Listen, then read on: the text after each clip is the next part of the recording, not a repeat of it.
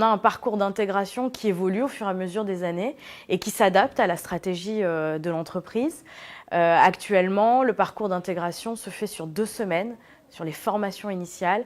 On est sur de la formation théorique et pratique, sur du coaching, et c'est notre formateur qui dispense toutes ces formations sur les 2 premières semaines. On a un agrément sur la partie formation, donc on a un ou plusieurs formateurs qui vont être en charge d'accompagner les équipes et de former sur l'excellence relationnelle, sur la force de vente, sur la gestion des émotions, sur les outils aussi. On essaye de préparer justement les collaborateurs avant de partir en formation pour qu'ils puissent accepter cette formation et que ce soit utile.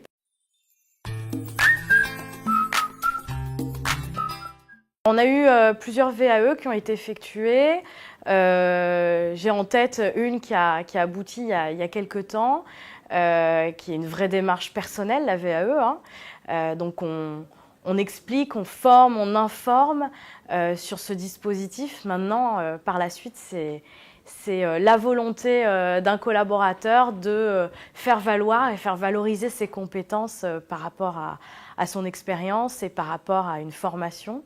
On a notre assistante commerciale qui, il y a quelques années, a entamé une démarche qu'elle a finalisée, qu'elle a réussi, justement pour avoir un diplôme à hauteur de son expérience et de ses 10 années passées sur ce poste d'assistante commerciale.